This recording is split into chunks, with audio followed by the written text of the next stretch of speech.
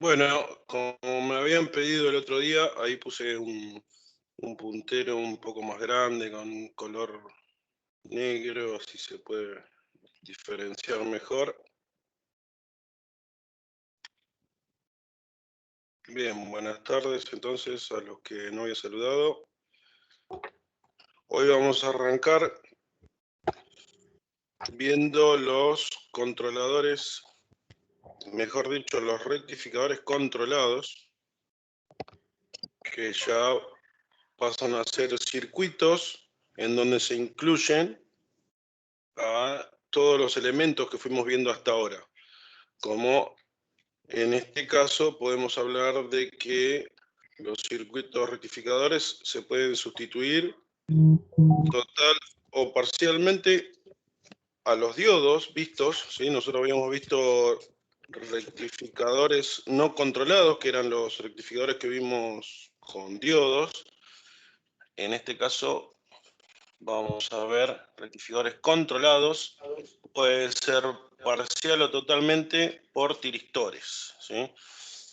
De forma que se pueda tener un sistema de rectificación controlado o semicontrolado.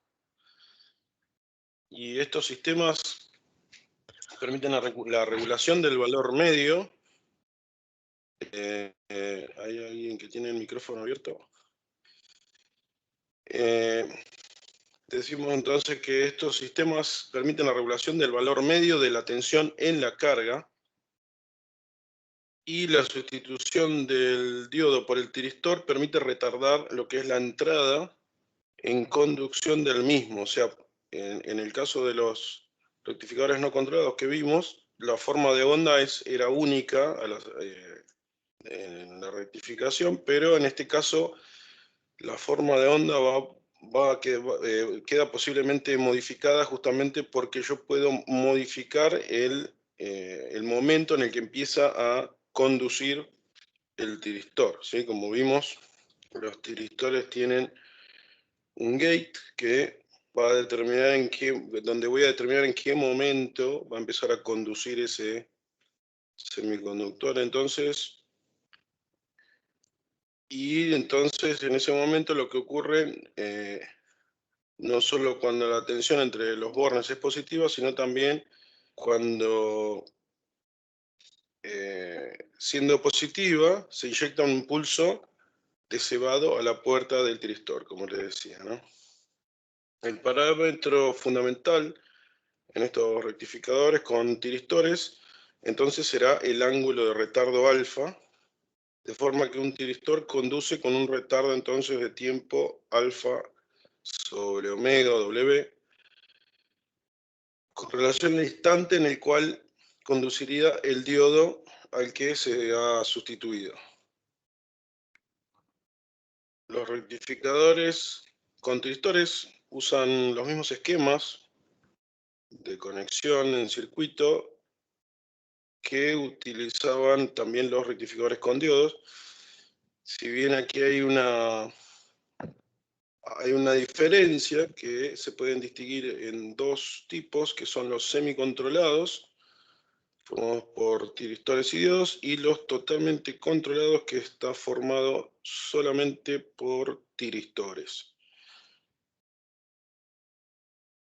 Y bien resaltado, tenemos que el principio de funcionamiento entonces de estos rectificadores controlados consiste en disparar los tiristores con un cierto ángulo respecto del punto de conmutación natural o paso por cero de la señal de entrada, y con esto se consigue aplicar la tensión de la fuente sobre la carga a un tiempo variable, ¿sí?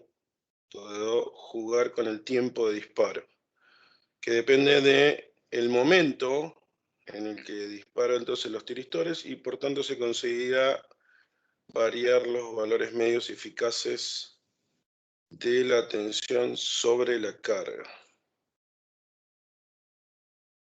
Y dependiendo del tipo de carga, se analizan los tipos de impulso de actuación de los tiristores. Profe, ¿lo molesto un segundo? Sí. Yo me pude meter recién. Sí, ¿Podría volver a la diapositiva anterior que no terminé de leer la partecita roja, por favor? ahí estamos. Mil disculpas. No, también. Sí, la parte roja es el principio de funcionamiento principal, fundamental de los rectificadores controlados, que lo repasamos y entonces lo que nos marca es que el principio de funcionamiento consiste en disparar los tiristores, ¿sí? Que van a estar reemplazando a los diodos en el caso de los rectificadores no controlados. Y este disparo de los tiristores va a tener un cierto ángulo respecto al punto de conmutación natural o el paso por cero de la señal de entrada. ¿Sí? Esto es, o sea, algo que me va a modificar la forma de onda que va a tener la salida de mi rectificador respecto a lo que era un rectificador con diodos, ¿sí? Que tenía una sola forma de onda. Entonces acá vamos a tener una diferente forma de ondas modificada justamente según el punto de disparo de los tiristores. Entonces, con esto lo que se logra es aplicar la tensión de la fuente sobre la carga con un tiempo variable, que depende entonces del momento del disparo y por lo tanto se consigue variar los valores medios y eficaces de la tensión en la carga. Perfecto, gracias. No hay por qué. Y dependiendo entonces del tipo de carga, se verá analizar el tipo de impulso de actuación del tiristor. Para las cargas con componentes inductivas, la corriente en la carga y por lo tanto en el tiristor no variará bruscamente, con lo que se tardará un cierto tiempo en alcanzar la corriente de enclavamiento del tiristor. Así se debe mantener entonces la excitación de puerta hasta que el tiristor alcance la plena conducción. En esta circunstancia será más adecuado usar un tren de impulsos de carga de larga duración, evitando pérdidas en el tiristor. En el caso de cargas poco inductivas, se debe tener en cuenta la derivada de la corriente respecto al tiempo, ¿sí? O sea, la variación de la corriente en el tiempo, con el fin de no sobrepasar los máximos niveles en cada tiristor.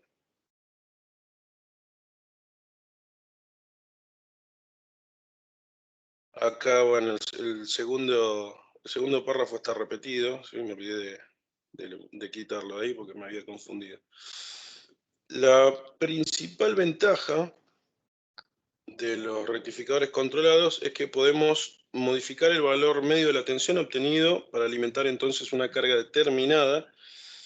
Y esta es una ventaja, por ejemplo, en el control de velocidad de las máquinas de corriente continua. Analizando la señal de voltaje obtenido en una carga cuando el tiristor es disparado en un ángulo alfa, dado que las señales obtenidas se modifiquen, también se calcularán los valores entonces de voltaje medio efectivo y factor de potencia para las nuevas condiciones de operación. Y eso se hace por medio de ecuaciones matemáticas. Para determinar el voltaje medio en carga, entonces se desarrolla de la misma forma que se calculan los rectificadores no controlados, pero tomando en cuenta que la función solo tiene valor no nulo después del disparo del tiristor. ¿Sí? Ahí tenemos de vuelta las ecuaciones que teníamos para los rectificadores no controlados, en donde bueno, la tensión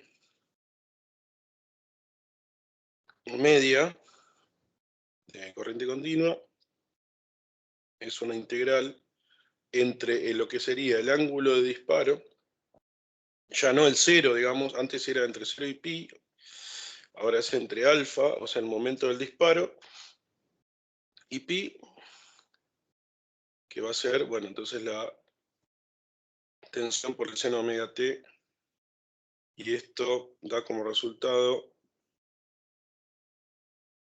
la tensión sobre 2pi por menos coseno de omega t, y esto entre alfa y pi, y esto me da una serie larga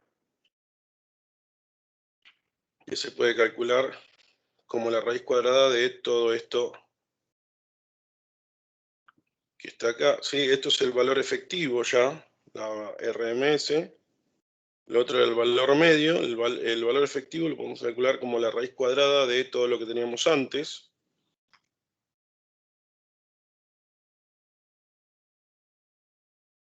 Y con carga inductiva, la corriente no tiene la misma forma de onda que en el voltaje, por lo tanto se determina una expresión que describe el comportamiento de la corriente una vez que el tiristor empieza a conducir. Al igual que en un circuito RL, la corriente total es la suma entre la respuesta forzada y la natural del circuito. ¿Sí? Esto queda en una expresión de esta forma. La I, o sea, la corriente dependiendo de la forma de onda en el tiempo. Y queda también una serie que empieza con la tensión M media sobre la impedancia por el seno omega t menos un ángulo θ más esta expresión que se va achicando.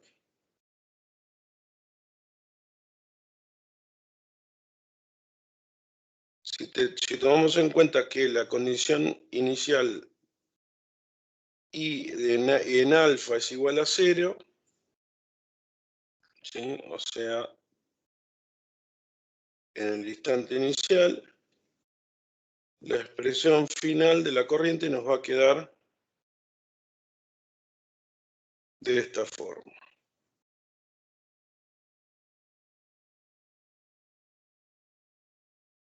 Sí, acá vemos entonces los gráficos de tensión, la tensión de alimentación, la tensión de salida y lo que es la corriente de salida en la carga. ¿Sí? Este alfa es el ángulo de disparo. ¿Sí? Entre alfa y beta, el tiristor estaría en conducción, o sea, en polarización directa, y quedaría este gráfico, como vemos acá, recortado. Y entonces, como dijimos, al variar el ángulo de disparo, el tiempo que está conduciendo el tiristor, este gráfico va a sufrir una modificación, ¿no? Se va a ver de forma diferente. ¿Okay? Eso es lo que tenemos que entender acá. ¿Sí? Las ecuaciones, como les decía, no me interesan que se las acuerden, que la deduzcan ni nada por el estilo. No vamos a hacer cálculo en esta parte de la materia. Así es que quiero que entiendan principalmente qué es lo que ocurre en el momento de que los tiristores empiezan a conducir. ¿Sí? Eso es el concepto principal. Entonces, la tensión BDC depende entonces del ángulo de corte de corriente, ya que la señal de voltaje de salida llega hasta dicho ángulo, como dijimos, entre alfa y beta. ¿Sí? Esto es el momento en que empieza a conducir y el momento que deja de conducir. Y ahí se calcula la misma integral que vimos antes entre alfa y beta y me queda una expresión de este estilo. La tensión entonces BDC en la carga va a ser la tensión media sobre 2pi por el coseno de alfa menos coseno de beta. ¿Okay?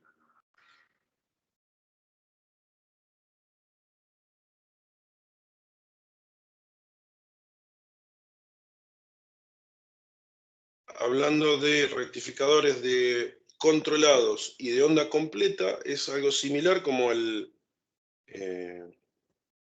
que vimos con los diodos. es un puente rectificador, ¿sí? Lo llamamos tipo puente o puente rectificador,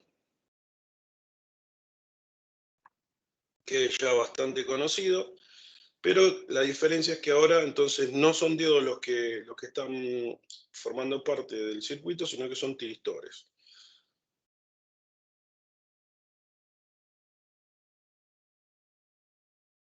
Acá, bueno, lo que dice es exactamente lo que estábamos hablando. Los diodos no conducen mientras no reciban un impulso de disparo, que son en realidad tiristores. El voltaje medio obtenido puede oscilar entre entonces 0 y 2 pm sobre pi, dependiendo del ángulo de disparo entonces donde empiece a conducir estos nuevos diodos que son tiristores. Y ahí vemos cómo sería la secuencia, también como vimos con los diodos, cómo sería la secuencia de conducción, ¿sí? Cuando conmuta un tiristor u otro, ¿sí? Tenemos cuatro pasos, ¿sí? Cuando este tiristor está en conducción, ahí están los 4 abiertos.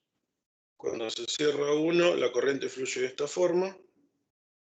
Se cierra estos dos, mejor dicho, empiezan a conducir, ¿sí? Recuerden que eran 2 conduciendo en un momento y los otros 2 no, y viceversa, ¿sí? Entonces, en este momento están este tiristor y este conduciendo, el circuito se cierra por acá, y en el caso opuesto, ¿sí? Los otros que estaban abiertos están cerrados y viceversa, la corriente empieza a fluir de esta forma, ¿sí? En realidad empieza acá, hacia allá. ¿Okay? Y en el punto 4 ya están de vuelta sin conducción ninguno de ellos. Entonces, la forma de onda que queda para la señal del voltaje de entrada y en la carga se vería de este tipo, de esta forma, ¿sí? Queda recortado condicionado por este ángulo alfa, que termina en pi en este caso. ¿Sí? Esto es para el rectificador de tipo puente, ¿no? En el caso anterior que vimos acá, es algo genérico que terminaría en otro ángulo cualquiera, beta, ¿sí? Pero cuando hablamos de rectificador controlado tipo puente, siempre termina el ciclo en cada 180 grados, o sea, en cada pi, ¿sí? En pi, en 2pi, en 3pi, o sea, cada periodo sería pi. Y lo que ve entonces la carga es esta forma recortada. En cuanto a tensión, ¿no? Ahora la corriente en la carga tiene la misma forma de onda que el voltaje aplicado cuando la carga es resistiva y la corriente de entrada es la señal de la carga pero alternada. ¿Ok? Acá lo que se invierte es la corriente, ¿sí? La corriente tiene esta forma de onda y la de entrada y la de salida tienen la misma forma de onda que el voltaje aplicado, recortada justamente, como dijimos, en el punto de disparo, alfa.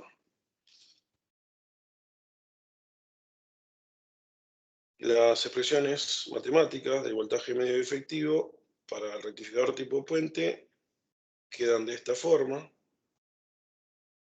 La tensión es tensión medio sobre pi por 1 más coseno de alfa y el voltaje efectivo es Bm sobre raíz de 2 por la raíz de 1 menos alfa sobre pi más seno de 2 alfa sobre 2pi.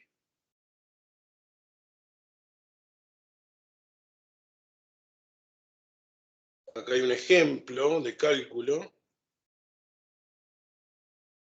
donde tenemos entonces un rectificador de tipo puente controlado por tiristores, donde tenemos una carga resistiva de 5 ohms y un disparo alfa a 35 grados, con una fuente de alimentación de 220 volt RMS, 50 ciclos. Hay que calcular la tensión entonces en la carga, la corriente efectiva en la carga y el factor de potencia del sistema. Aplicando las ecuaciones que vimos en la página anterior, el voltaje medio se calcula con la ecuación entonces 220 por raíz de 2 sobre pi más por 1 más coseno de 35, esto da 180.159 volt.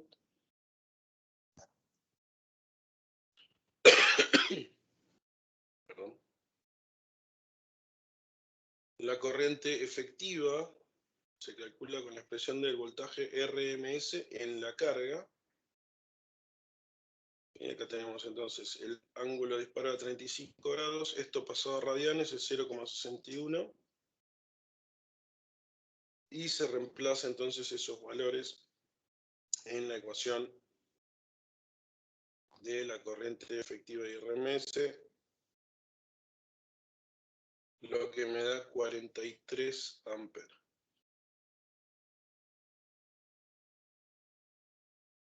Para el sistema, el factor de potencia se calcula con la potencia real en la carga y la potencia aparente de la fuente de alimentación. ¿Sí? Primero se calculan entonces la potencia real, ¿sí? Que es la corriente al cuadrado por la resistencia, lo que me da 9.245 watts, y la potencia aparente es la tensión por la corriente, ¿sí? La da 9.460. El factor de potencia es, entonces, la potencia real sobre la aparente me da 0,97 radianes, sí, que es algo bueno, ¿sí? Estamos muy cerca de 1, 0,97 es algo bueno. Como decimos, esto es un buen número a la hora de hablar de eficiencia del sistema, ¿sí? O sea que podemos decir que un rectificador controlado tiene una muy buena eficiencia, ¿sí? No tiene muchas pérdidas ni mucho desfasaje entre lo que es la corriente y la tensión.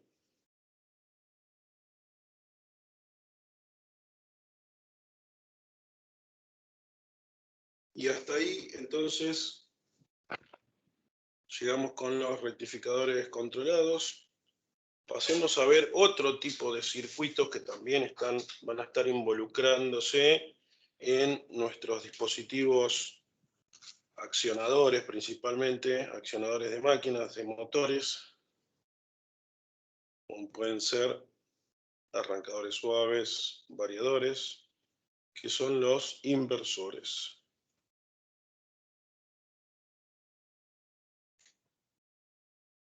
Hasta ahora vimos los procesos básicos de la transformación de la energía eléctrica, como lo llamamos a la rectificación. Ahora trataremos entonces otro proceso básico denominado inversión. Por este término debemos implementar un equipo capaz de transformar energía continua en alterna, ¿sí? Y hay otros casos que también los inversores pueden hacer algo a la inversa, o sea, convertir energía alterna en continua. Si bien los rectificadores controlados pueden funcionar en sentido inverso, transformando lo que es la corriente continua en alterna. Por lo tanto, trabajar como inversores, tenemos que, para los rectificadores controlados, para que puedan los rectificadores controlados realizar esto, necesitan estar conectados a una fuente alterna del exterior como carga, lo que impone la frecuencia en el lado de alterna, por lo que se llamaban inversores controlados o guiados, no autónomos.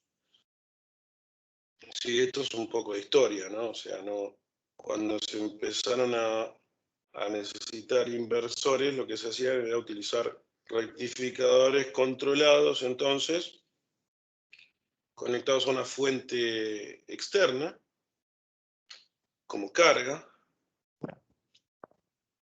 ¿sí? Por lo que en estos casos se llamaban entonces inversores controlados o guiados, pero no eran autónomos. En este caso, los inversores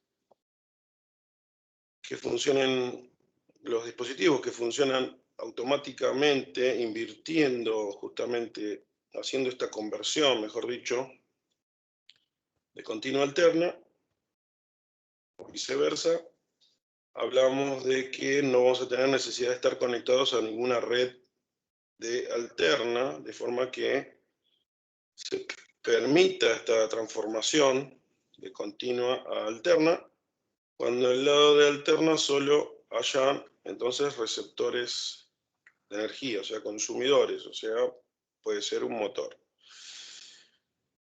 A estos dispositivos entonces los llamaremos inversores u onduladores autónomos o autoguiados. El funcionamiento de estos dispositivos se caracterizan por ser el propio dispositivo quien determine la frecuencia y la forma de onda de la tensión alterna que se le va a suministrar a la carga. Y a continuación entonces veremos los inversores estáticos con semiconductores. Dentro de estos semiconductores estáticos, inversores estáticos con semiconductores, podemos decir que hay dos grandes grupos, con transistores, es uno de los grupos, para aplicaciones de baja potencia, hasta 500 kilowatts, y con SCR, tiristores, aplicables hasta las potencias elevadas, donde podemos hablar de megawatts.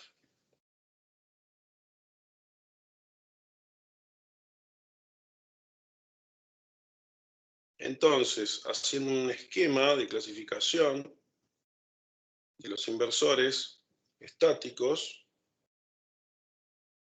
tenemos de un lado los que son con transistores de entre 1 y 500 kilowatts. Dentro de los que tenemos, podemos mencionar osciladores, conversores de corriente continua a corriente alterna en baja potencia y equipos portátiles. Y con tiristores, ya para grandes potencias, tenemos los no autónomos y los autónomos. Los no autónomos, para grandes potencias, en lo que sería transporte con motores de corriente alterna, y para los autónomos podemos hablar de, por ejemplo, caldeo por inducción, alumbrado, etc.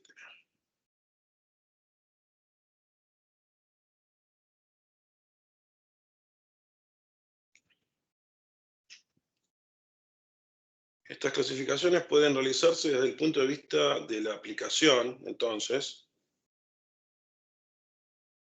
de los elementos semiconductores utilizados principalmente, del tipo de señal monofásica o trifásica alterna que proporcionen, o dependiendo del tipo de también alimentación del inversor. En este último criterio podemos distinguir entre inversores alimentados por tensión, en donde la tensión de entrada permanece constante, los inversores alimentados por corriente, ¿sí? La nomenclatura ahí, bueno, es CSI, donde la corriente de entrada es la que permanece constante, y hay un tercer tipo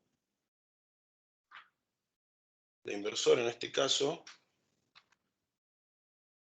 que son los de variable, inyección de corriente continua variable, ¿sí? En donde la tensión de entrada es controlable, ¿sí? Y esa es la que más se utiliza en los variadores de velocidad, los inverter, justamente porque lo que se produce internamente es una inyección de corriente continua variable, en donde se controla entonces esa corriente, esa tensión de entrada, y en consecuencia podemos modificar entonces la salida de ese inversor, ¿sí? Ahora vamos a empezar a ver un poco más en detalle todo esto. Con el fin de introducir el principio de funcionamiento de los inversores, onduladores autónomos, veamos un ejemplo sencillo, donde hay un inversor monofásico en configuración de semipuente. Acá tenemos entonces el inversor de semipuente, ¿sí? Donde tenemos dos fuentes de alimentación, o sea, es una fuente en realidad partida en dos, ¿sí? Una resistencia media, y en donde vamos a analizar entonces cómo son estas curvas, qué es lo que realiza este inversor en definitiva. Acá tenemos la tensión de entrada y vamos a ver cómo es la salida entonces de corrientes y tensiones. El principio de funcionamiento se basa en la conducción de un interruptor durante un semiperíodo, ¿sí? Al igual que como veníamos analizando hasta ahora, ¿sí? Hay uno de los componentes que va a estar polarizado en un semiciclo y el otro componente va a estar polarizado en directa en el otro semiciclo, o semiperíodo, como lo llama acá. En el instante, entonces, durante el cual se le aplica a la carga una tensión igual a Bs sobre 2, junto con la imposición de una conducción alternada y no simultánea de ambos interruptores, la tensión RMS a la salida se puede expresar con esta ecuación, que es tensión de salida RMS Bs sobre 2, ¿sí? Es exactamente lo que va a haber la carga en cada semiciclo, entonces.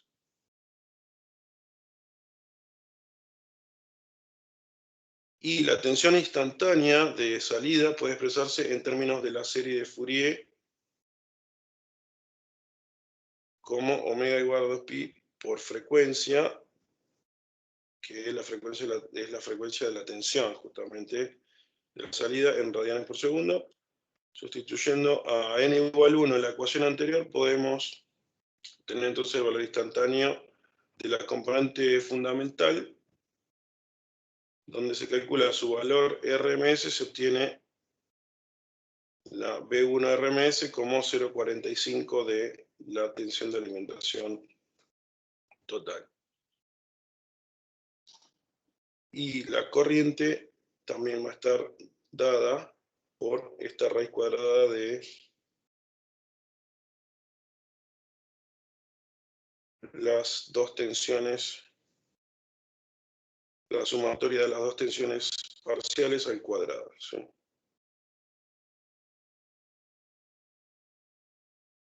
En general, las cargas alternas de los inversores no suelen ser puramente resistivas, ¿sí?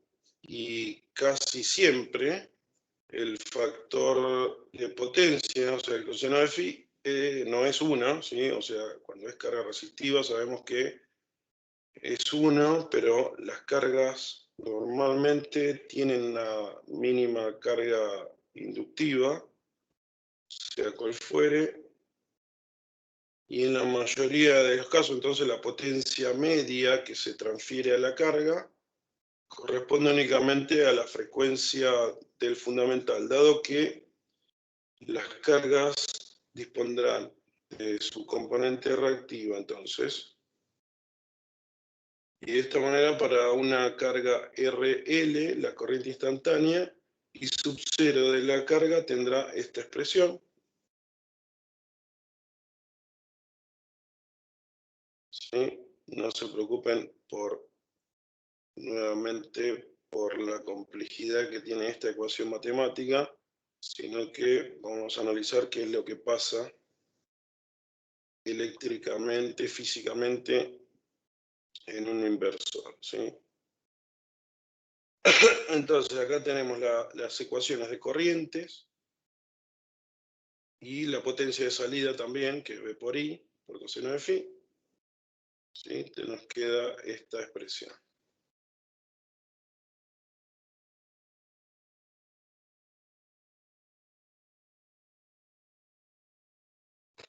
Hay diferentes configuraciones que tienen los inverter o inversores.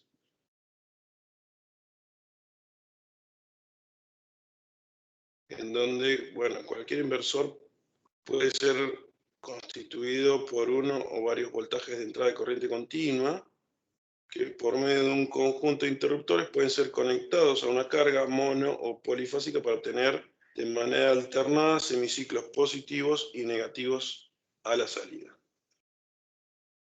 Veamos a continuación la representación de las configuraciones básicas, entonces, distinguiendo entre configuraciones monofásicas y trifásicas. En cuanto a las configuraciones monofásicas, tenemos una que se llama estructura tipo push-pull o transformador con toma intermedia. Y en la figura que vamos a ver se observa el circuito y la forma de onda de las variables más representativas, ¿sí? Acá. Este es un transformador con punto medio, ¿sí? Que es lo que menciona acá, en donde la fuente de corriente continua está representada por una batería de tensión B sub S, muy chiquitito por ahí, pero bueno, es la tensión que hay acá,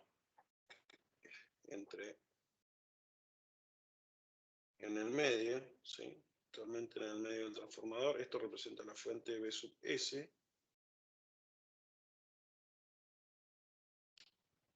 El polo positivo está permanentemente conectado a la toma media del transformador, que se considera ideal. Cuando es ideal se considera una intensidad magnetizante nula, resistencia de vanado nula también, inductancia de dispersión nula. Y el polo negativo de la batería se toma de referencia de tensiones para los circuitos asociados al primario. ¿Sí? Acá tenemos polo positivo al centro del transformador y el polo negativo se conecta entonces a los extremos A y B del primario mediante los interruptores y N1 y N2. Esto es un sistema monofásico, ¿sí? Esta configuración no es adecuada para trabajar con tensiones de alimentaciones altas, es para tensiones pequeñas. Y esto es lo que se obtiene. Entonces, en cuanto a las corrientes, tenemos en el primer tramo conduce la primera llave N1 y en la segunda conduce la N2 y así alternadamente, ¿sí? Tenemos las corrientes, o sea, lo que se hace es un switcheo, ¿sí? Al switchar estas dos llaves, lo que tenemos entonces es una forma de onda, ¿sí? Un dibujo, como lo quieren ver, un dibujo alternado, ¿sí? En el primer semiciclo tenemos corriente de un lado y en el otro tenemos corriente del otro. Y entonces vamos a ver algo alternado. Acá ya podemos apreciar rápidamente que el inversor va a convertir entonces corriente continua en algo ya alternado, ¿sí? Y en cuanto a lo que son las tensiones, también vemos algo similar, ¿sí? Nada más que invertido, ¿sí? Cuando acá hay corriente, no hay tensión y viceversa, ¿ok? Y lo que vemos a la salida es, en cuanto a la tensión de salida, ya vemos esto que es bien alterno, ¿sí? Que parece ya un tablero de ajedrez, que finalmente se va a convertir en, entonces, una señal alternada. La estructura tipo semipuente, que estuvimos viendo también al principio, el esquema, ahora lo vamos a entender un poco mejor. Acá también tenemos una topología donde los interruptores soportarán BDS en lugar a 2 BS, o sea, la fuente es BDS, que se partió en 2, o sea, de cada lado tengo BS sobre 2, ¿sí? Entonces, en cada semiciclo que va a ir switchando esto, lo que voy a ver a la salida, aunque le voy a ir aplicando a la salida, va a ser BS sobre 2, ¿sí? Al bobinado primario. Esta configuración sí es un poco más adecuada para tensiones altas de la fuente de corriente continua que la configuración con transformador de toma media, pero tiene un inconveniente y es que la tensión en la carga es solo la mitad de la que hay en la batería, ¿sí? Lo que decíamos. ¿Sí? Yo tengo una fuente BDS que la partí en 2, o sea, B sub S sobre 2 es lo que le voy a entregar a la carga, ¿sí? Que en este caso es este circuito de acá, lo que está pintado de negro, ¿sí? Y acá nuevamente vemos, digamos, los esquemas, ¿sí? Las formas de onda de cada una de las partes, ¿sí? Que va a quedar entonces al dividir entonces el circuito en dos fuentes de tensión B sub S sobre 2,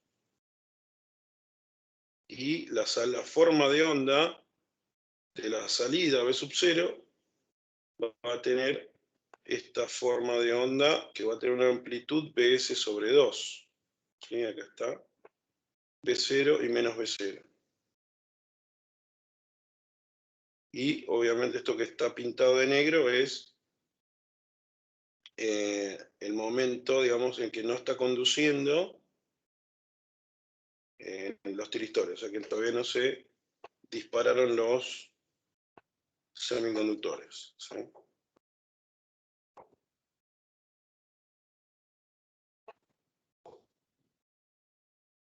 En una estructura de tipo puente completo,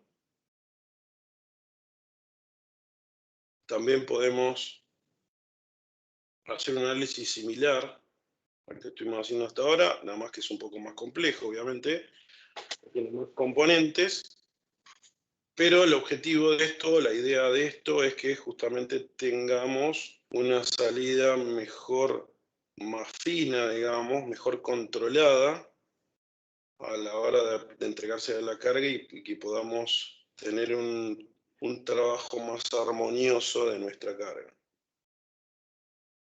Si la carga es resistiva pura, la forma de onda de corriente es la misma que la de tensión, como dijimos, porque no hay desfasaje, ¿sí? Sin embargo, cuando la carga dispone de componentes reactivas, la intensidad estará desfasada, positiva o negativamente frente a la tensión, ¿sí? Eso, ahí continuamos hablando del coseno de phi y de los fasores, ¿sí? En los intervalos en los que la corriente y la tensión no coincidan en signo, los interruptores entonces se cortarán necesitando la incorporación de diodos en antiparalelo para posibilitar un conmutador bidireccional en corriente, tal como se muestra a continuación. ¿Sí? Acá, en cada uno de los componentes tiristores que se ven por acá, ¿sí? Se conecta un diodo en antiparalelo, se llama, o sea, en forma opuesta. ¿Sí? Si ustedes lo miran uno enfrente de otro, están dispuestos en inversa, ¿sí? Opuestos se llama. Esto es para evitar justamente un choque, digamos, de corrientes en el momento de que haya un cambio de polarización, ¿sí? Cuando hay un cambio de polarización, ¿sí? Este diodo en antiparalelo lo que hace es producirme un corte automático del flujo de corriente, cosa de que no se produzca acá, digamos que no se produzcan, ¿cómo decirlo? Que no se produzcan, que no haya inconvenientes, que no se produzcan problemas justamente en los cambios de circulación de corriente en el circuito.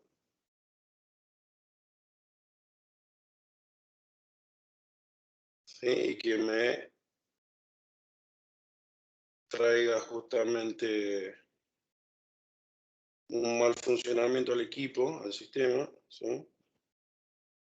La forma de razonarlo es como vimos también con el puente rectificador controlado, ¿sí? Donde teníamos 4 transistores, 4 tiristores. Esto, el análisis se hace de la misma forma.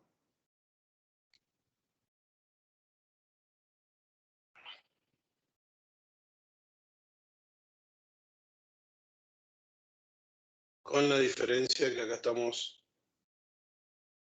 convirtiendo entonces una señal de corriente continua, estamos transformándola en una onda alterna, ¿sí?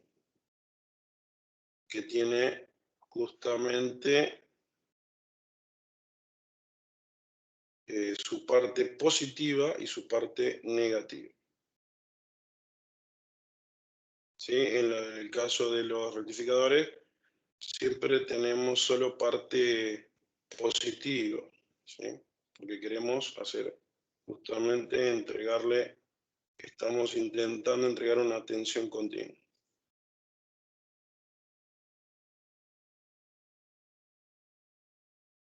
Y acá, bueno, acá en el dibujo se ve chiquito, pero bueno, si lo amplían después, cuando tengan el material, lo van a poder analizar mejor.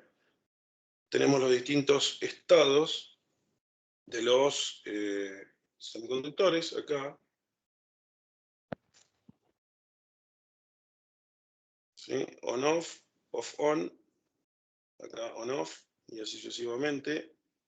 La combinación para analizar el circuito en cada transición, ¿sí?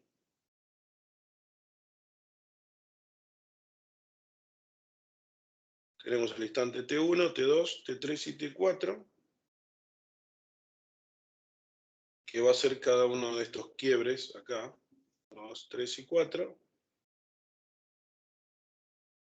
¿Sí? En el instante T1 y T4 estamos acá, ¿sí? Y acá T2, T3 y acá T1, T4 nuevamente.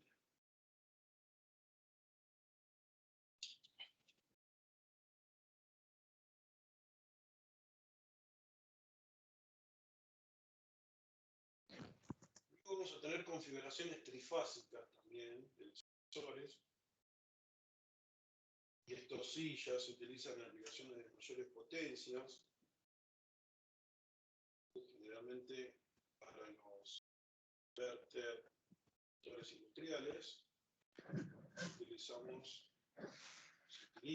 dicho, los sensores trifásicos que están dados principalmente por Profe, inversores. se lo escucha como lejos, no sé si es a mí solo o a los demás también. A ver ahí. Ahí se lo escucha mejor. Disculpe que la interrupción, porque lo estoy Bueno, escuchando como lejos, profesor. ok. Ahí lo escucho bárbaro, no sé, ahora se escucha bien. Sí, sí, puede ser que haya tapado un poco se me haya corrido un poco el micrófono. Ahí estamos. Bien. Entonces tenemos inversor, ya pasamos de ver configuraciones monofásicas a trifásicas, en donde, bueno, los inversores trifásicos básicamente están formados por 3 inversores monofásicos independientes, conectados a la misma fuente, ¿sí? Acá tenemos la fuente B sub S, que va a alimentar en forma paralela a los 3 inversores monofásicos, como se muestra acá. La exigencia entonces será que tendrá que haber un desfasaje de 120 grados de las señales de disparo en cada inversión con respecto a los demás para conseguir la tensión equilibrada a la salida, ¿sí? Obviamente yo acá voy a necesitar tener una salida trifásica, ¿sí? Que siempre tiene que estar desfasada 120 grados cada fase para cada una de las fases respecto a la otra, para que pueda aplicarlo en una máquina trifásica, justamente, ¿no? Si no, estoy en problemas.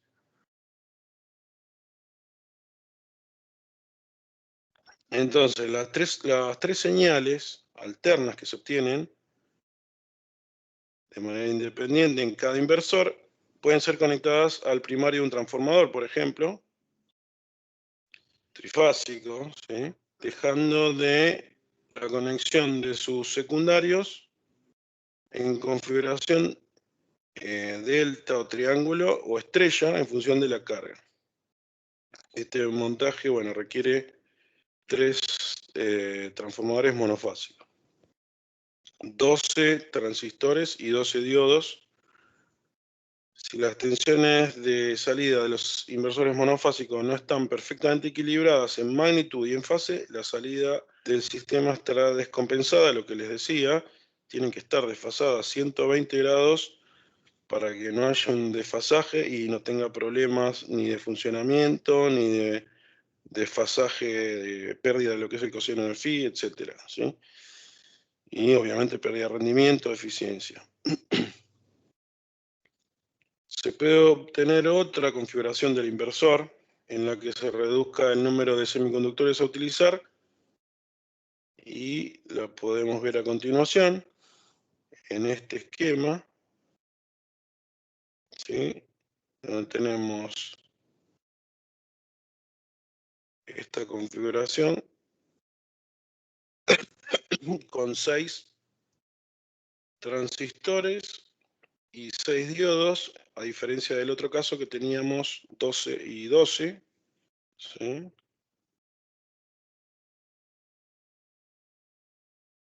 En donde el funcionamiento de este inversor se caracteriza por dos modos de funcionamiento distintos en función de lo que es el intervalo de conducción de cada interruptor. En el primer caso tenemos un desfasaje de menos 180 grados de conducción, en donde entonces cada interruptor conduce 180 grados, de forma que siempre existirán 3 transistores conduciendo simultáneamente. Entonces las terminales A, B y C estarán conectadas al borne positivo de la batería de entrada o al terminal negativo de la misma. De la secuencia dispara, entonces obtenemos 1, 2, 3, 2, 3, 4, 3, 4, 5, y así se obtendrán entonces 6 intervalos de funcionamiento distintos agrupados en 3 modos. En el segundo caso, hay 120 grados de conducción, en donde cada interruptor conduce 120 grados, de forma que existirán 2 transistores conduciendo simultáneamente, a diferencia del caso anterior que eran 3, en este caso tenemos 2.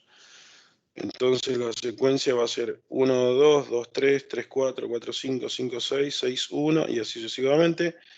Se obtendrán 3 intervalos de funcionamiento distintos en un semiciclo de la tensión de salida. Y ahí tenemos el modo 1, 2 y 3 entonces.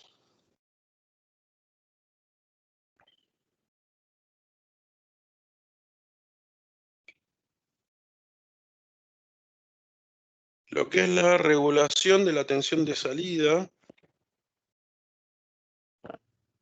en los que vimos, hasta donde vimos, los esquemas que vimos, funcionan como fuente de tensión. La tensión de salida depende de la batería de entrada de forma exclusiva, ¿sí? Obviamente, siempre lo que podemos apreciar rápidamente de lo que vimos hasta ahora es que la fuente es la fuente de corriente continua, ¿sí? O sea, en este caso una batería menciona, pero es una fuente de corriente continua.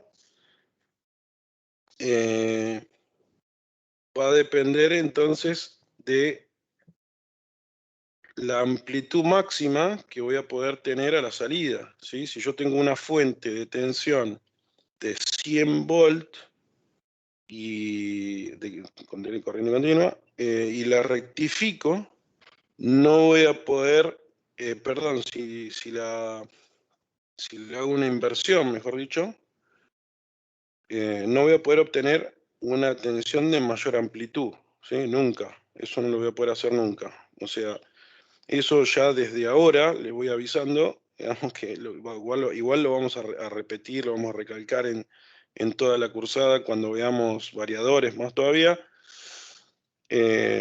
Cuando yo tengo un variador que se alimenta con 220 volts, por ejemplo, o 380, la tensión de alimentación que sea, a la salida la amplitud no va a poder ser más que eso, ¿sí?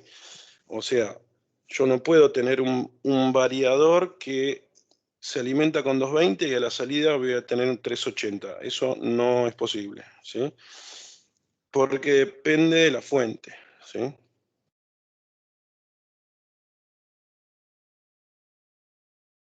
Es muy difícil que o sea, podemos llegar a amplificar un poco la tensión, pero no es habitual verlo, digamos, porque llevaría mucha electrónica asociada, cosa que no, y mucho menos en potencia, no es factible, ¿sí?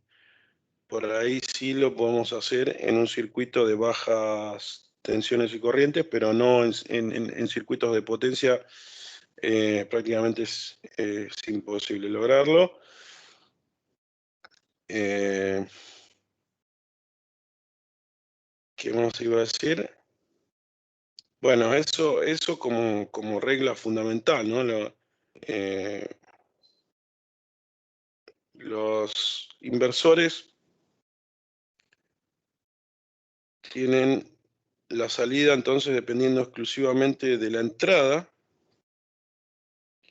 En los circuitos reales existe una pérdida de tensión en los semiconductores y en el cableado que aumenta ligeramente con la carga también. Esto es cierto en configuraciones de transformador con toma media debido a la resistencia de los devanados, ¿sí? O sea, cuando recién estábamos hablando de carga, cuando veíamos el esquema por acá, ¿sí? Estas cargas, ¿sí? Pueden ser resistencias, pueden ser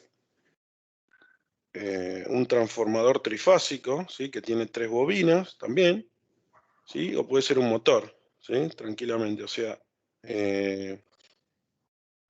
todas son cargas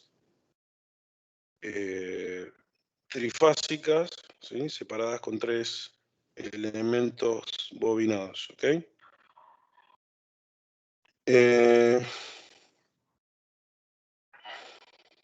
Una exigencia de los inversores prácticos es que tengan la posibilidad de mantener constante el valor eficaz de la tensión de salida frente a las variaciones de la entrada, ¿sí? Y de la corriente de la carga también, o incluso poder variar la tensión de salida entre unos márgenes más o menos amplios, ¿sí? Eso es una exigencia, como les decía, bastante importante, pero en la práctica generalmente, como les decía, no hay una gran diferencia en lo que es la amplitud de la señal de la tensión, ¿ok? Las soluciones existentes para estos problemas se pueden agrupar en 3 procedimientos: control de la tensión continua de entrada, ¿sí? Obviamente, si yo puedo variar la tensión continua, también voy a poder variar la tensión de salida, ¿sí? Podemos regular internamente el propio inversor y podemos regular la tensión de salida.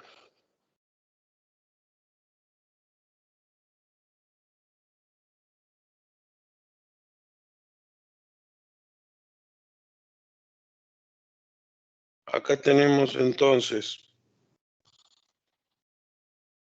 algunas soluciones posibles para este problema entonces de variar la tensión de salida. Y hay algunos procedimientos que son estos que mencionamos, en donde uno puede ser la conformación, una solución, digamos, puede ser una conformación y regulación de la salida mediante un PWM.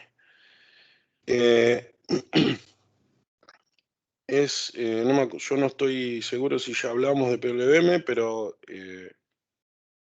entiendo que ustedes en algún curso ya lo estuvieron estudiando y es muy importante que sepan qué es un PWM No, para que profe, no, que yo recuerde, no sé si alguno de los muchachos me podrá... Bueno, ahora usted lo va a explicar así brevemente, ¿no? Sí, Ah, sí, bueno, sí, igualmente. disculpe la Sí, sí, interrupción, igual. no recuerdo haberlo visto en esta carrera al menos. Yo no lo recuerdo, pero bueno, no lo interrumpo, disculpe la interrupción. No, ok, no hay problema. No, está bueno que me aclaren porque yo por ahí, si nadie me dice nada, yo sigo para adelante y doy por sentado que ya lo vieron, pero PWM es eh, ¿cómo podemos decirlo? Un algoritmo, ¿sí? Un- una solución, ¿sí? Que lo que hace es principalmente hacer una modulación de lo que sería un tren de pulsos de alta frecuencia. O sea, lo que dice la sigla es modular el ancho de un pulso de señal digital que lo va a tender a convertir en una señal analógica, o sea, a una forma de onda continua, ¿sí? Por ejemplo, el PWM se utiliza para hacer control de una señal digital, ¿sí?, sobre una señal analógica. Ok, a ver, vamos a dar un ejemplo. Ustedes van a encontrar PWMs en muchos lugares, ¿sí?, principalmente en controladores, ¿sí?, en funcionalidades de PLCs, por ejemplo, en controladores de temperatura, van a tener disponible algo que se llama PWM, ¿sí? Y el PWM lo que hace es entregarme una señal de, digital de pulsos, pero en alta frecuencia, ¿sí? Y esa frecuencia, justamente, lo que va a hacer es, va a aumentar o va a disminuir, o sea, va a tirar pulsos más rápidos o más lentos, de acuerdo a una señal que les voy a estar diciendo, o sea, que un control o una orden que le voy a estar dando yo, ¿sí? O puede estar recibiendo una orden de algún lado, ¿sí? Esto se usa mucho en lo que es control y lo que es control lazo cerrado principalmente, ya que, por ejemplo, si yo quiero controlar la temperatura de un horno, en la temperatura de un horno yo tengo, para controlar, o sea, para calentar un horno yo tengo resistencias, ¿sí? Voy a tener resistencias y generalmente de grandes corrientes, grandes potencias, ¿sí? Y esa señal, o sea, para poder controlar la temperatura de ese horno, voy a tener, voy a necesitar entonces tirar un tren de pulsos de forma tal que esa frecuencia aumente o disminuya de acuerdo al consumo de calor que tiene ese horno, ¿sí? O sea, el horno está cocinando algo y está consumiendo calor, ¿sí? Entonces, de acuerdo a cuánto calor se está consumiendo, yo voy a necesitar aumentar ese tren de pulsos o disminuir ese tren de pulso para poder mantener la temperatura en un valor lo más constante posible de un set point, un X que yo le puse, ¿sí? Entonces, lo que va a trabajar ahí en ese momento va a ser el PWM. ¿Por qué? Porque esas resistencias van a estar alimentadas por generalmente un relé estado sólido, un dispositivo semiconductor que me va a convertir ese tren de pulsos, me lo va a pasar de baja tensión, digamos, de bajas corrientes, a una señal de potencia que le voy a entregar a las resistencias, ¿sí? Y eso me va a permitir entonces hacer un control, ¿sí?, justamente de la temperatura, gracias a que yo puedo cambiar la frecuencia en alta velocidad de ese tren de pulso que yo le voy a estar enviando, ¿sí? Y eso es justamente lo que usan acá, ¿sí? No se preocupen igual ahora por entender mucho lo que es el PWM. Más adelante vamos a hablar más y vamos a ver algún ejemplo, incluso vamos a tratar de hacer un trabajo práctico relacionado a esto, y lo voy a mostrar prácticamente en forma práctica con el software, y lo vamos a ver funcionando, lo vamos a simular y todo para que entiendan bien cómo funciona, para qué se usa, y lo vamos a simular y lo vamos a Profe, ver. Sí, por lo que sí. entiendo es como que podés agarrar una señal y dibujarla, ¿no? Como vos quieras con su armónico, ¿no? Eh, Por Yo, decirlo profe, si no me bruscamente. equivoco, cuando nos lo explicaron en la secundaria, nos dieron el ejemplo, por ejemplo, de cuando uno quería regular o variar la tensión de, por ejemplo, un LED. lo que se hacía era se ponía un potenciómetro. Bueno, para no poner un potenciómetro, lo que se hace es, en vez de cambiarle la resistencia con el potenciómetro para que la tensión sea tal, con el PWM lo que se busca es, yo tengo los 5 volt que le van al LED, ¿no? Entonces, en vez de bajarlo con el potenciómetro, lo que hago es ir generando una cuadrada. Entonces, si la frecuencia de esa cuadrada es muy baja, la tensión promedio no va a ser de 5 volt, va a ser menor. Va a ser, Claro. ponerle, de 2,5. Claro, O exactamente. menor. Sí, se usa también para esos casos en donde, Un ejemplo simple para explicarlo, más o menos. claro, en algunos casos también se usa para convertir lo que sería una señal de referencia, que puede ser una señal cuadrada, como dijimos, de tren de pulsos, ¿sí?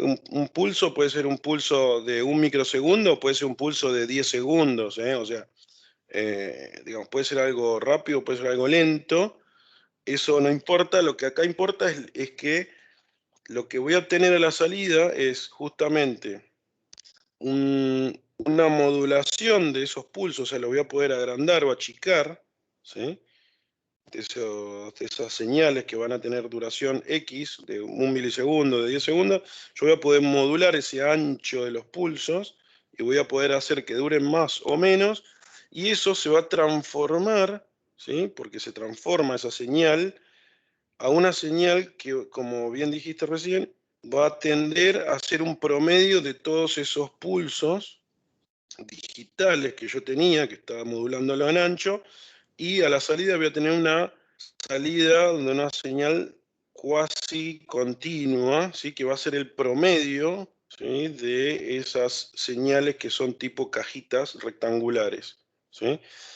Pero igual les vuelvo a repetir, no se preocupen mucho porque vamos a hacer un trabajo práctico, teórico de esto, vamos a hacer un trabajo práctico también, así que ahora no se preocupen mucho, pero lo que ahora quédense principalmente con lo que hace es regular, ¿sí? El PWM lo que hace es regular, ¿sí?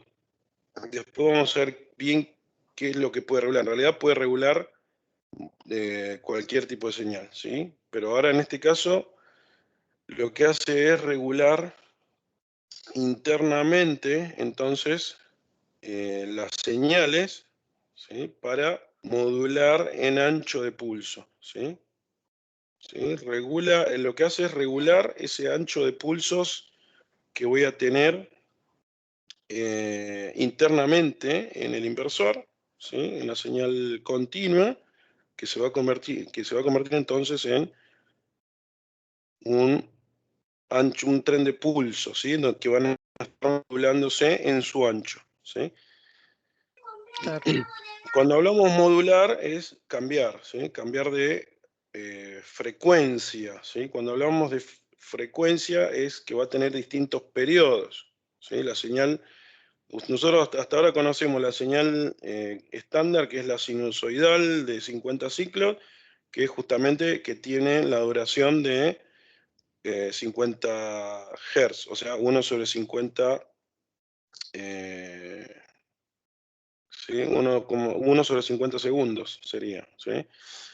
Ok, esa es la duración que tiene la señal sinusoidal estándar de la red, ¿sí?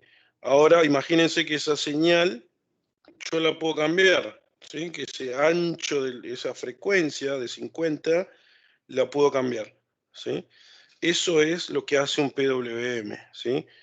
Un PWM lo que hace es, me da la posibilidad de cambiar la frecuencia de trabajo que va a tener mi onda, justamente en este caso, de tensión, ¿sí? Bien.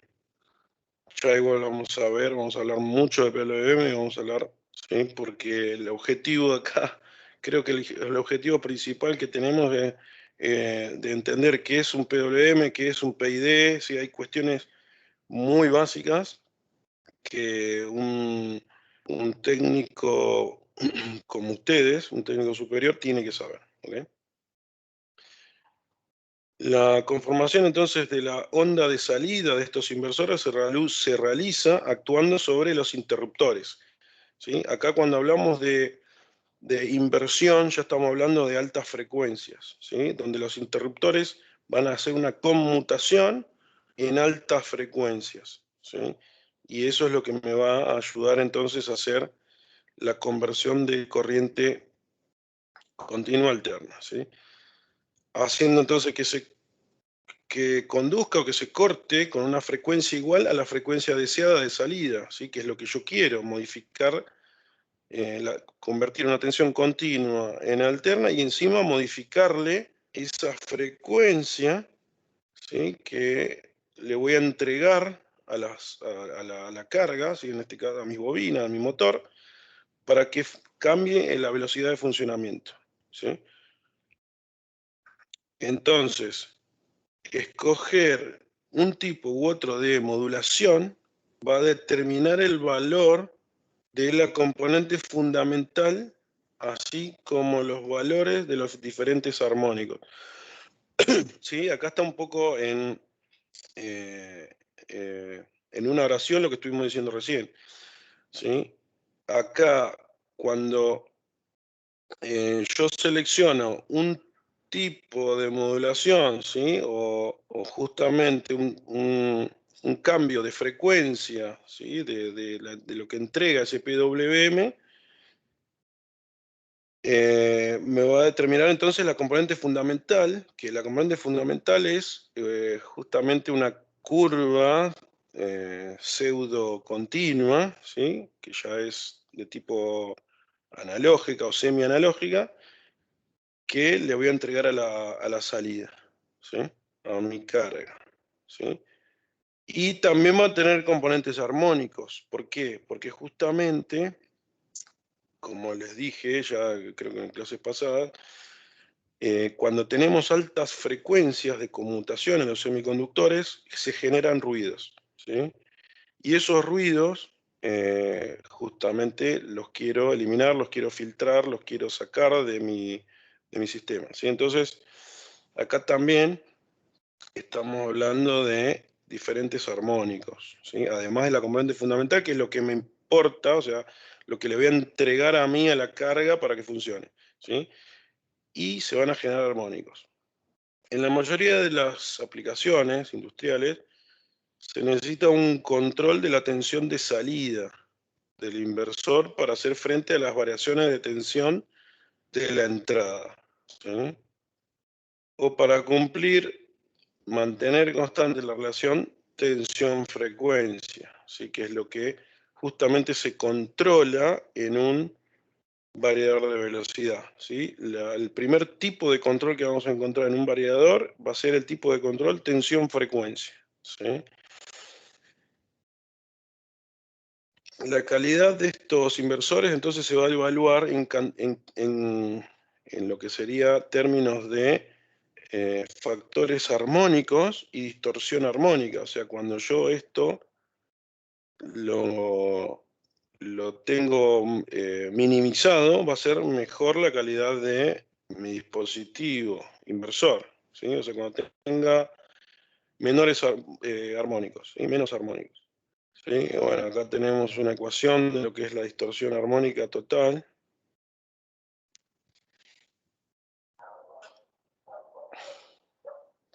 ¿Sí? Este control, entonces, de tensión de salida,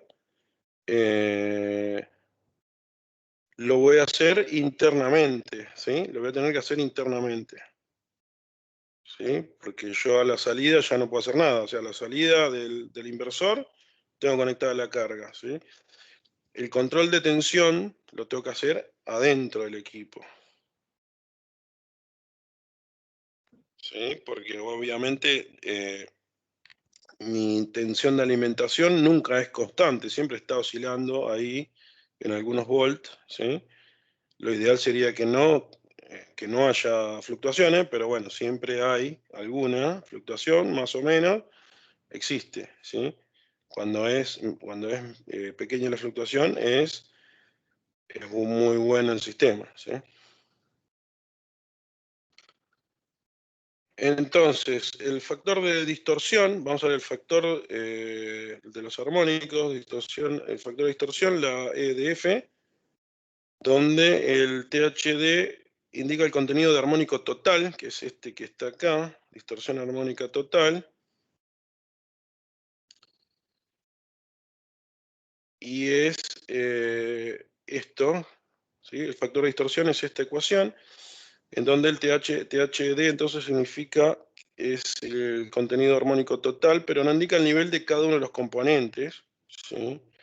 Así, el factor de distorsión indica la cantidad de distorsión armónica que queda en una de las formas de onda particular después de que las armónicas de esta forma de onda hayan sido sujetas a una atenuación de segundo orden, es decir, divididas por n sub 2.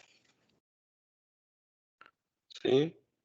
Generalmente cuando hablamos de armónicos, hablamos de una serie de Fourier. ¿Sí? Una serie de Fourier es una ecuación larga, ¿sí? En donde voy a tener muchos términos y en donde cada uno de esos términos es un armónico, ¿sí? Por eso hay veces que se habla de la armónica 100, 101, 10, bueno. Cuando más componentes de armónicas haya, quiere decir que hay más ruido, ¿sí?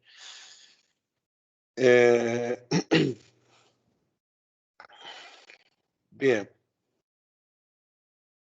Entonces, la distorsión armónica es una medida de la eficacia en la reducción de las componentes armónicas no deseadas, ¿sí? Sin necesidad de especificar los valores de un filtro de carga de segundo orden, y se define con esta ecuación, ¿sí? Siendo el factor de distorsión de una componente individual, como puede ser esta, ¿sí? La enésima, esta es la enésima, sería armónica, que sería, está dado por la Bn sobre B1 por n cuadrado, ¿sí? Existen diversas técnicas para controlar la ganancia de estas armónicas, que justamente las quiero minimizar, y una de las eficientes se trata de la modulación de ancho de pulso, ¿sí? Lo que estamos hablando, o sea, cuando usamos PWM estamos teniendo una buena eliminación, digamos, de los armónicos que más me molestan, ¿sí? Sería en criollo, ¿no? Dentro de la técnica general PWM podemos destacar algunas modalidades que podía ser la modulación de la anchura de pulsos de un impulso por periodo, que es la Single Pulse Width Modulation. En este tipo de modulación hay un único pulso por semiperiodo, de forma que va variando la anchura de dicho pulso y se varía la tensión de salida del inversor. En la figura podemos ver entonces la generación de las señales de puerta de los transistores y la tensión de salida de un inversor puente monofásico. Dicha generación de señales de puerta se obtiene por comparación de una onda rectangular de referencia con amplitud A sub R. ¿Sí? Acá se ve muy chiquitito. Esta onda triangular A sub R con amplitud A sub R, que es la portadora, se llama,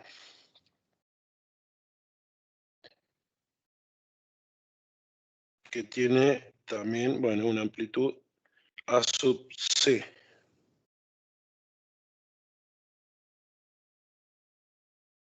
La frecuencia de la señal de referencia determina la frecuencia de la tensión de salida y variando A sub R desde 0 hasta A sub C, ¿sí? Que serían estas dos amplitudes, A sub R y A sub C, conseguimos variar la anchura de pulso desde 0 hasta 180 grados. ¿Sí? Acá se ve gráficamente lo que estábamos diciendo, ¿no? Acá tenemos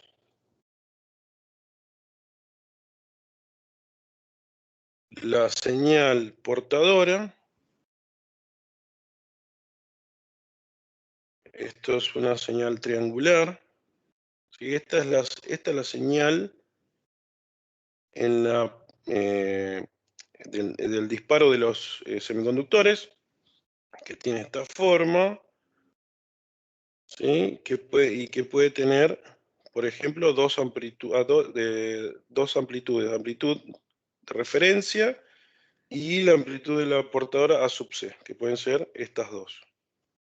¿Sí? Si yo corto este triángulo y proyecto para abajo, me va a cambiar justamente el ancho del pulso, ¿sí? Esto es lo que hace el PWM, ¿sí? Modular este ancho. Puedo cambiar, imagínense que si la amplitud fuera más baja, el corte sería más por abajo y las líneas de puntos serían por acá, supónganse, a la mitad del ancho del total que tiene esto, ¿sí? O sea que ahí ya estoy modulando lo que sería la señal de salida, ¿ok? Entonces, acá podemos decir que modificando la amplitud, ¿sí? Modificando la amplitud de la señal,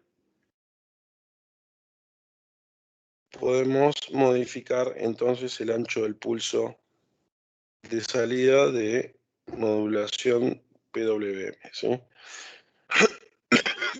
Perdón. La frecuencia de la señal de referencia entonces determina la frecuencia de la tensión de salida. Al variar A sub R de 0 hasta A sub C, conseguimos variar la anchura de pulso de 0 a 180, es lo que les acabo de decir. ¿Sí? Si A sub R es A sub C es igual a A sub R, el ancho de pulso es completo. ¿Sí? Va de 0 a pi. ¿Ok?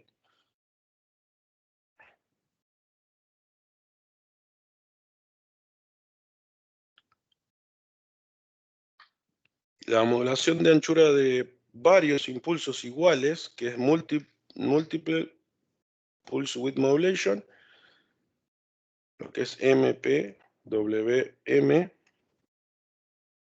El contenido armónico se puede reducir usando múltiples pulsos en cada semiperiodo. La generación de estos pulsos se puede ver en la siguiente figura, que vamos a ver, donde se compara una señal triangular con una referencia, ¿sí? Que es esta que está acá.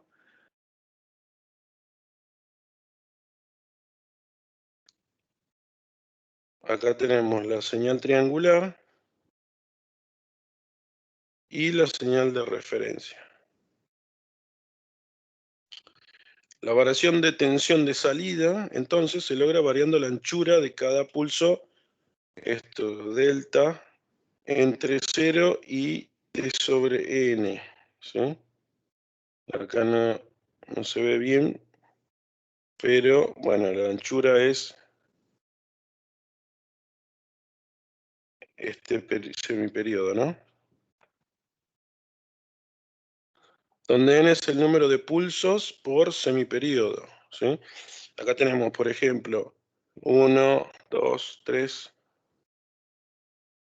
¿sí? 4 pulsos en un semiperiodo.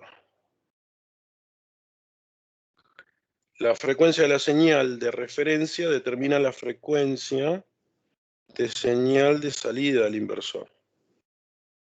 Siendo la frecuencia Fc, entonces, la frecuencia de la portadora quien determina el número de pulsos por semiperiodo.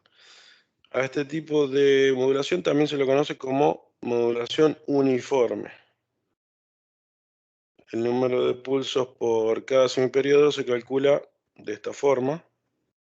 ¿Sí? Es n sobre la frecuencia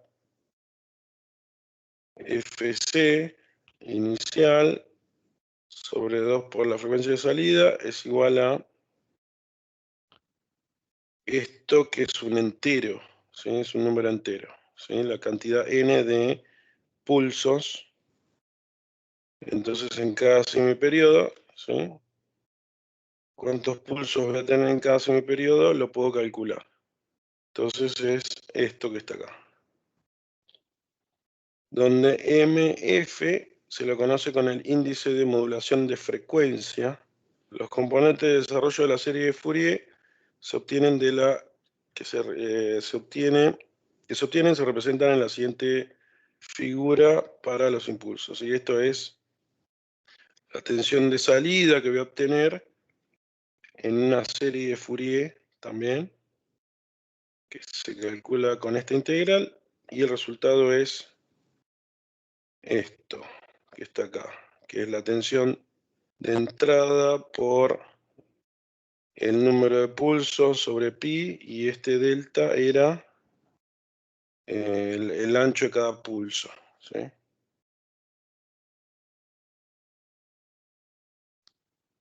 ¿Sí? Y como verán, lo que tenemos es,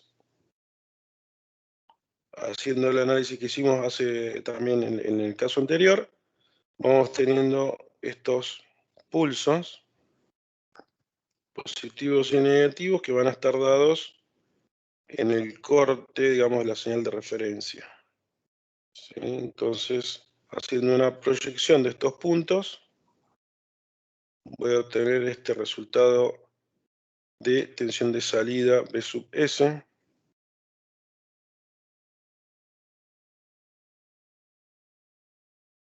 Otro tipo de modulación es la senoidal, en donde en lugar de mantener la anchura de los pulsos constante, se puede variar dicha anchura en proporción a la amplitud de una onda senoidal, reduciendo el factor de distorsión y los armónicos de bajo orden. Las señales de disparo son generadas, como se muestra acá en la figura. ¿Sí? Es algo similar a lo que estamos viendo. Tenemos una señal portadora, una señal de referencia. La frecuencia de la señal de referencia entonces determina la frecuencia de salida del inversor y su amplitud a su R controla el índice de modulación y por lo tanto lo que es la tensión eficaz de salida. Este tipo de modulación se denomina unipolar, donde cada rama del inversor es controlada de manera independiente comparando la onda triangular con la tensión de control.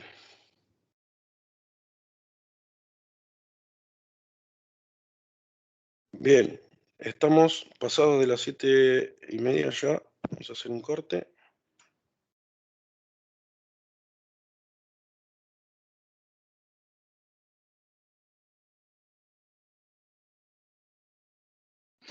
Listo.